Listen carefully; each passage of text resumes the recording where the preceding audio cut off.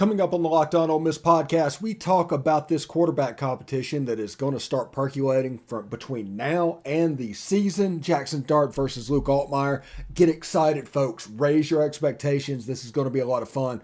And then we start to look at the recruiting class as a whole, and we bring in Patton Valentine to discuss analytics in recruiting.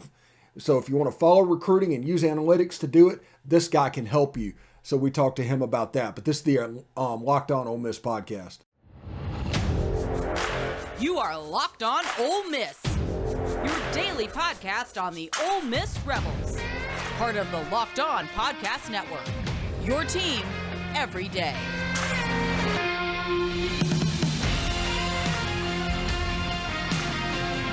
All right, welcome to the Locked On Ole Miss podcast. I'm your host, Stephen Willis. Thank you very much for joining us. Before we get started, I do want to let you know that today's episode is brought to you by BetOnline. BetOnline has you covered this season with more props, odds, and lines than ever before. BetOnline, where the game starts. And also, thank you for making the Locked On Ole Miss podcast your first listen every day. We are available on all platforms, including YouTube. Do us a favor and hit subscribe. Hit the bell for updates on new videos posted, and upload the video as well. So thank you very much for that. So today, as we talked about, we're going to discuss the quarterback competition in segment 1 because, it honestly deserves to be talked about in segment 2. We're going to talk a little bit about the recruiting class as a whole. And then we have Patton Valentine coming back to discuss analytics in recruiting. If you want to follow recruiting with an analytical mind, he can help you. And we'll talk about how he got into this and how he's using that formula to look at this class as opposed to others. And we're going to bring it back and start talking 2023 as the coverage moves on and as the Locked On Ole Miss podcast moves on. And again, this show is all about perspectives and commentary. We want as many perspectives as possible to give you an opportunity to follow what you want to follow. And this guy can help you do that. So the quarterback competition has begun. And make no mistake, the first time that Jaxson Dart showed up in winter workouts, the quarterback competition was underway. This is all about the hearts and minds at this point. This is about which player will want to fight for you. That is why the winter workouts are so important. We're 6 weeks away from spring to where real reps can happen and an advantage can happen in the early part. People might not like somebody. People might not. If you've ever been in a team dynamic, you know that they are not all best friends, but they will fight for you if they're deeming you worthy of fighting for. They're not going to fight for no reason. They're going to fight because they believe in you. And to make that first impression that's going on in the winter workouts, it starts right now. And this is going to be, this is going to be the main, if not the only storyline up until Labor Day. And I do not expect Ole Miss to name a starting quarterback until the Troy game. And they're going to play coach speak and they're going to do whatever they're going to do, but they are going to drag this out all the way until the Troy game. It doesn't matter if they walk on the field and either Luke Altmyer or Jaxson Dart is clearly the best player on the field. They are going to drag this out into the Troy game because they don't want people to prepare. Jaxson Dart and Luke Altmyer are two different types of quarterbacks. The offense will look different whether he's the quarterback or whether Luke's the quarterback. Just period. Nothing against either one, but that is just a factual statement. And I think weapons on the outside is going to change after spring practice. So you'll be able to make a reading in spring practice and you'll be able to see what's going on. But you're not really going to be able to determine a winner because your wide receiver group's going to change.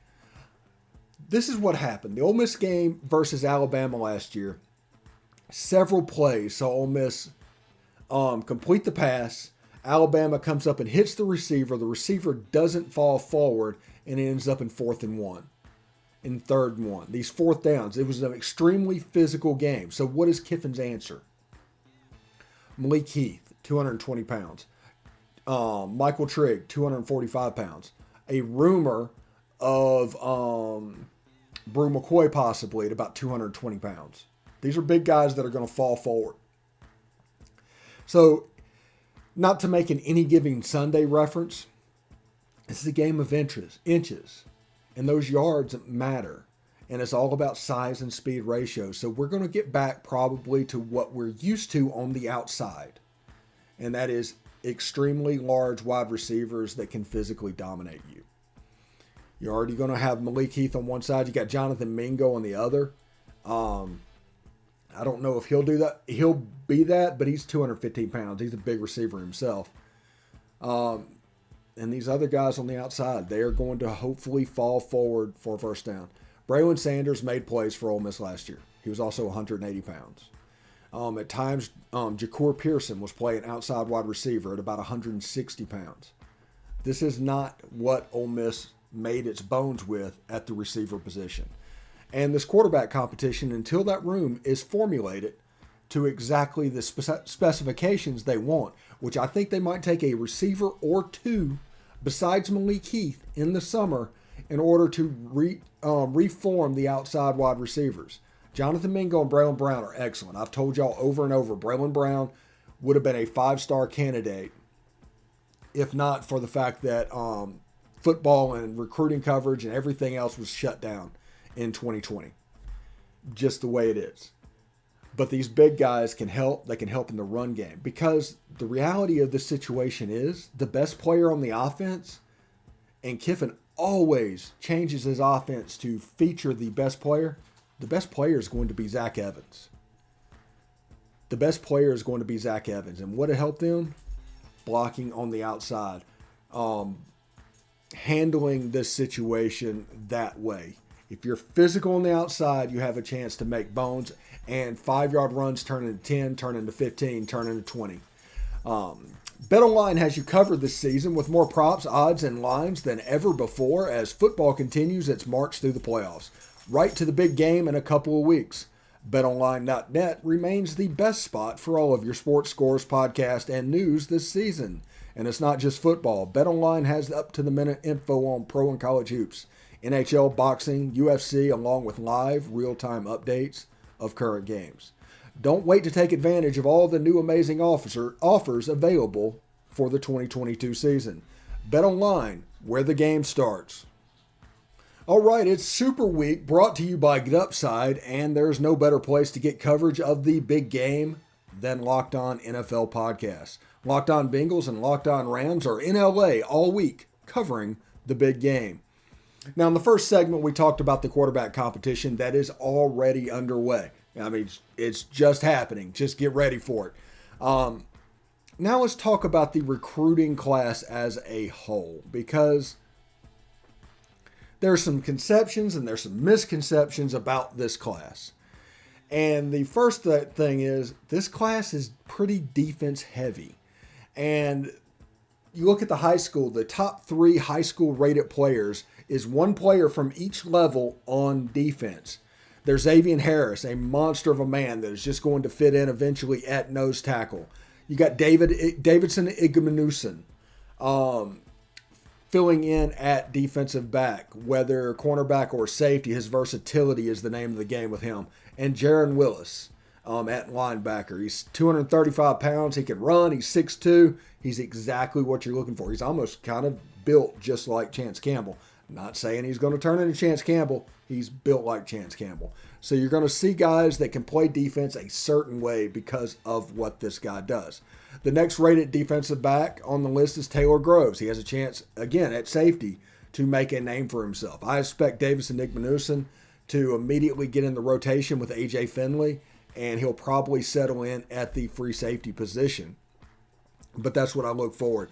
The first offensive player that comes up is Jeremiah Dillon, the wide receiver out of Tylertown, who is a quick riser at the end of the year.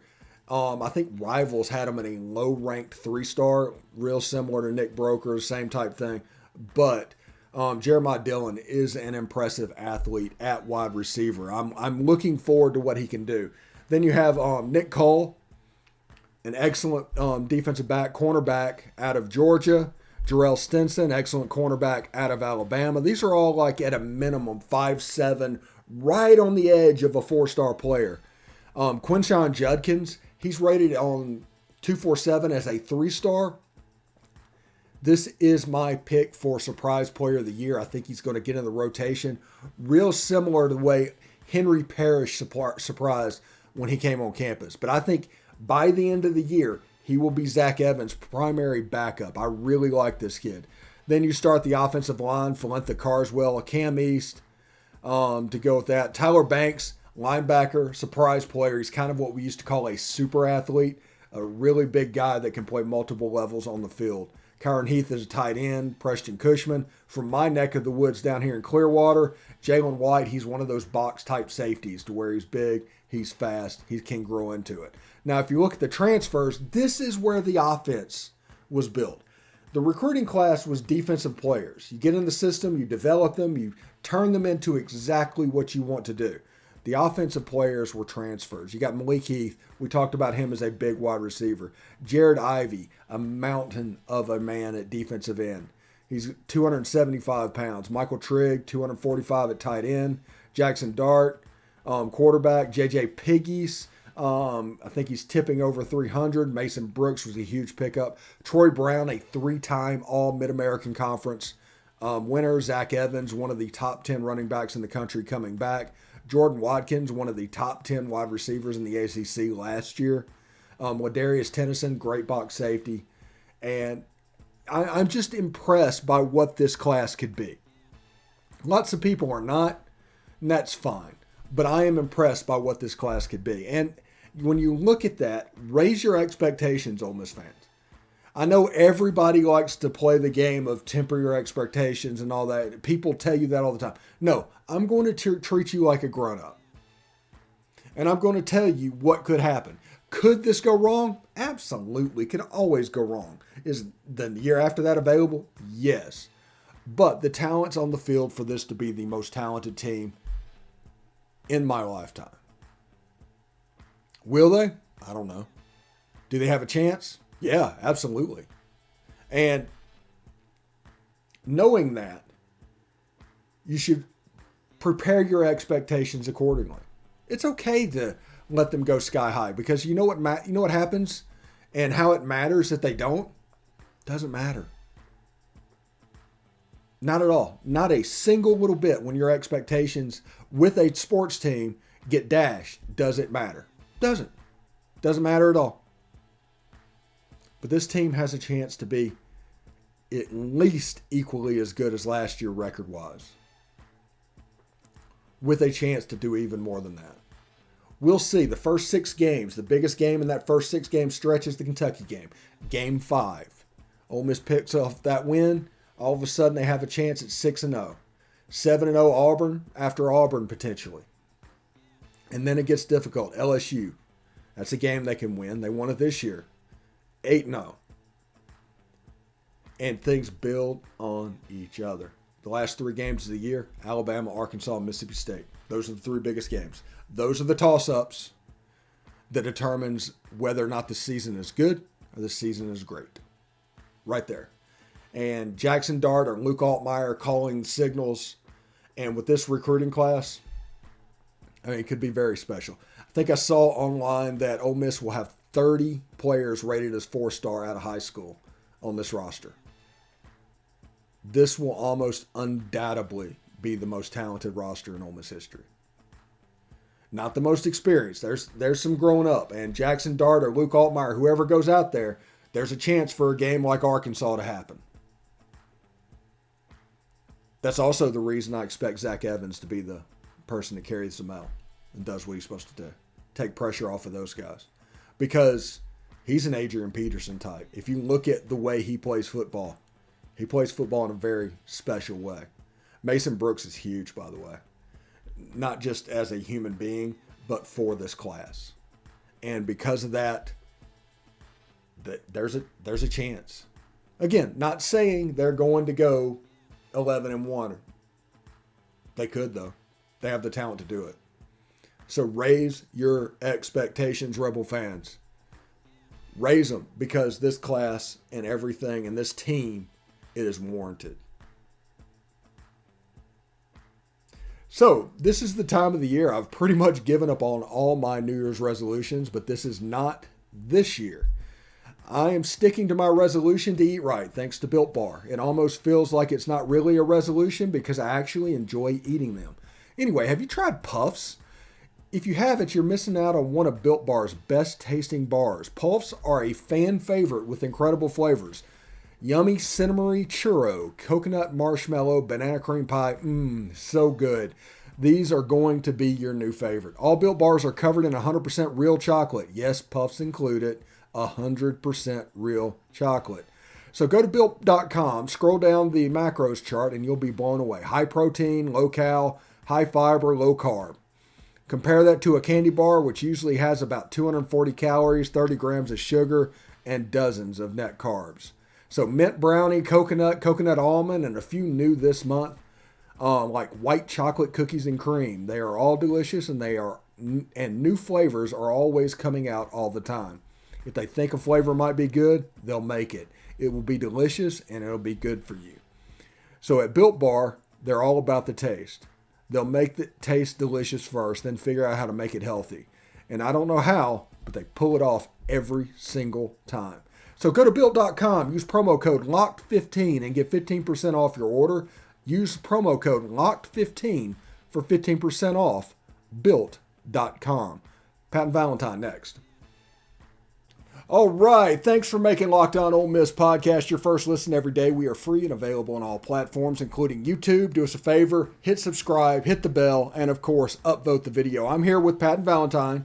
He is a guru of analytics in recruiting, and he's going to explain all of this to all of us if you're not looking or understanding exactly what analytics mean in recruiting. How you doing, Patton? I'm good, man. How are you? Man, I'm doing fantastic. Now, you're on the forefront of this analytics stuff, and especially in recruiting. What exactly does that mean? Well, it's really a predictive analysis. It's a way to just have some fun with following. It's an extra layer. It's a way to have fun with following recruiting in a way that actually can sort of predict what your team might be like. It's not an exact science. It's not super complicated, but it's this new world that we live in where you have analysts all over the country. You have staffs all over the country. Everybody's recruiting nationally. There's so many kids that are getting recruited, getting analyzed. And now they've essentially signed a number to that kid, sort of similar to how the old NCAA video games used to be, right? You'd have a player that was like a 86, and you'd have another player that was a 99. You're essentially putting a number on these players, which, again, it's not as exact science, but it's a kind of a fun way to kind of look at how your team might be. And actually, the more and more I got into this, the more that I started to get deeper into it to try to find out comparatively what these numbers actually mean and what do you need to compete for titles. And because there are a lot of people out there that'll say, oh, stars don't matter. It's all about evaluation. It's all about development. And all of those things are true. You need to have a good staff that can evaluate. You need a staff that can develop. But time and time again, we're seeing the data that the teams that sign the most blue chips are the teams that put the most kids in the NFL and the teams that win the most championships. And so what is that threshold where you go from being just, an 8-4 team to an 11-1 team? And that's really what I started to really dig into. The team that made me sort of want to do that was the 2015 Clemson team that won the national championship, beat the powerhouse Alabama. They came out of nowhere. And so I wanted to look back at what did their team look like? Because they weren't pulling top 10 classes. Dabo was, he had a 14th ranked class, and then he had maybe an 8th ranked class, maybe one snuck in the top 10, but they were all kind of in the 12 to 14 range. And I thought, well, if they can do it, what do those teams look like on a numbers from a number standpoint? And I swear I put together sort of what each side of the ball their team sort of rated based on the 247 consensus. And I started to look at our classes compared to that, because I realized that Ole Miss was not going to start pulling top 5 classes and top 10 classes. But if we could string together, 3 to 4 top 15 classes, and we had a competent staff, and we had a quarterback capable of making a first, second, or third team All-SEC team, then we had a shot. And I proved that in 2015. Now, we didn't get there, and that's another thing I keep telling people. It's all about the blue chips. And people say, well, what about we got so close? We were so close, but we didn't win. We didn't win the West. We needed a couple more guys. A couple more guys here and there would have may have been the difference in Arkansas. They wouldn't have. It wouldn't have come down to the wire. We would have gotten maybe one more stop, and we would have won by 10, and it would have never been, a highlight that we have to watch every single time we play them. But, and that's kind of, the long story of where it all started, was really, again, just to look at what we have and what it means on the field, if there's any correlation, and what it how it compares to teams out there that have done it without being Alabama and and signing top 5 classes year in and year out. All right, how far back have you gone? How far back have you gone on doing this analytic analysis? Well, every year. So I mostly compare things to that 2015 Clemson class. I will go back to 08, 09. When I first started getting really into it was when we were looking to get Joe McKnight, and that was a big thing, and it was on television. And that was my first foray into it. Was I was at Ole Miss, and I heard someone say, "Oh no, Frank Gore picked Miami," and at the time I didn't really know what that sort of meant or what it was going to mean in the future. But that was when I was sort of first introduced to recruiting outside of sort of video games. But I really think that around 08, 09 is when the industry became robust enough to where you could actually trust the ratings. And there was a lot of people, a lot of skeptics out there. Of course, state fans are really big about stars don't matter. And what I explain to people is that think of recruiting like blackjack. And you get 85 scholarships to make a team. And if you're going to sit at a blackjack table and you're going to play 85 hands, and drawing a 20 is a 5-star, drawing a 19, is a 4-star, an 18 is a 3, and a 17 is a 2, would you can lose with a 20, you can lose with a 19, and you can win with a 17, and you can win with a 16. Win with an 18. But if you're going to sit there for 85 hands, you're better off the more 19s and 20s you pull. And that's really how the best way I can explain this is that, yes, Mike Hilton's and Patrick Willis's and the Evan Ingrams and those 3 stars that were, incredible. Those guys are outliers. For every one of those guys, there's literally tens of thousands of kids who either don't get an FBS offer or don't never make it too deep. So, the more blue chips you have, the better you're going to be. And I think that's what Kiffin's doing now. And that's what, I can speak to on with regards to this class. But in terms of just the industry, going back to 08 and 09, I think is when it really started to take off, and you really started to see some direct correlation between what guys are rated and their potential to be a game changer on the field and an NFL prospect. Yeah, I was at Rivals for several years around that time that you were talking about, whenever they kind of came into their own. And I was always saying, everybody, if you just go to a high school game, you can pick out the 5-star. The 5-star. The 5-star is the one that Alabama could get, that Georgia can get, that Texas A&M can get. And even though they're different systems, they would fit at all of them. Now, if you get a 3-star player, there is a very good chance that he will not fit what you're doing. They're so system specific, those guys. You have to really be up on your evaluation. That's the reason that people say stars don't matter, because if you know exactly the type player that fits into your system, you can recruit that guy and they're going to overperform. So that's just one thing I've picked up. Now, with your analysis going on this class, going back to 16 and 13, what have you seen? Well, I think that what you see here is that you don't have the top heavy guys necessarily. 13 was extremely top heavy. If you look at the back half of that class, there's not a lot of like the hit rate is not great. There's some good players. There were some guys in that sort of mid range that did really well.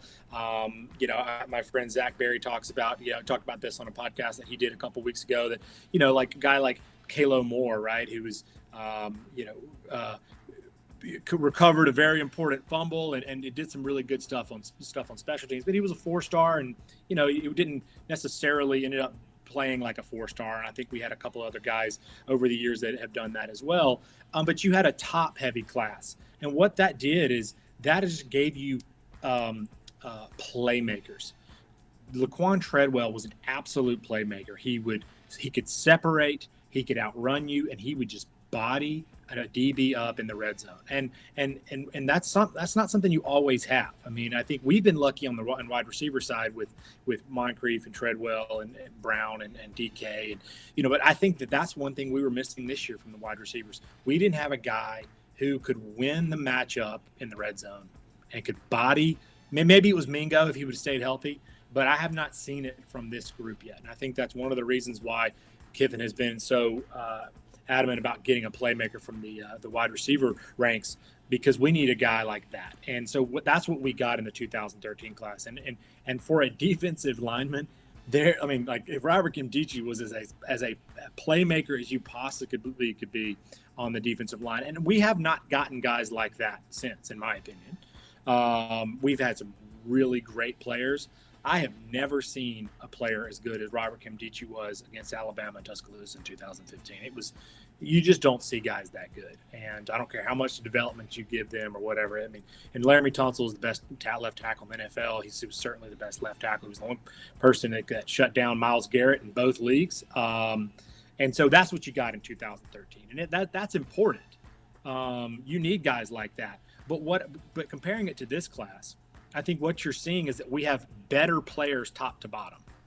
So when you go into Arkansas in 2015 and you're in a shootout with them, what the guys we needed that day was certainly we needed Tony Connor. He probably would have made the difference by himself. But you get an Isheem Young, right? You get a Ladarius Henderson. I think if I pronounced that correctly. Those are the guys that have played college football, that can play college football, that are coming in, are going to be day one starters. Those are the guys that make the difference in that 2-point conversion versus Arkansas after we gave up the 4th and 25. Or they're the guy who makes the difference in the 4th and 25, or plays or drives before that where you never have to be in that position. And I've always felt like Ole Miss has been 2 or 3 players away in 2003, or probably 2 or 3 players away in 08 and 09 and 14 and 15. And I think that what Kiffin's done this year, and why I think this is the best class we've ever signed, is because we are going out, and the portal's obviously the portal's a big part of that, but we're going out and getting players that can start day one. And now, while the numbers of the 2013 class are still greater than this class, I think that the discrepancy between the number one player and the bottom player in this class is much closer, or sort of the difference is much closer than the bottom player and the top player in the 13 class. Yeah, it's better top to bottom. Yeah, and it surprised me with this class and everybody going on. And I was going to ask you, do you think this class, how much of a job did it do in shrinking that talent gap that Alabama and Georgia has enjoyed over the last few years over whoever they're playing against? How much has that gap shrunk? Oh my gosh, exponentially. I'm glad you asked that question. I was thinking about this the other night. I'll pull up the numbers real quick as we sit right now.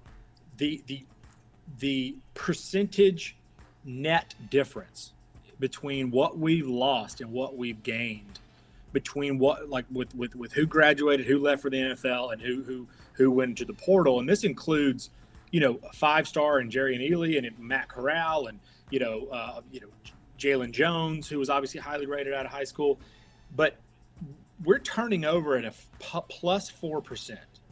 I mean, that's a lot. That's an average of the old class leaving at 0.8583. This is using the 247 consensus. I think the On3 consensus is going to be a very good product when it fully rolls out. But right now I'm using the 247. That what we gained is 0.8930. I mean, that's incredible considering the amount of players that we have signed. On offense, it's a +2.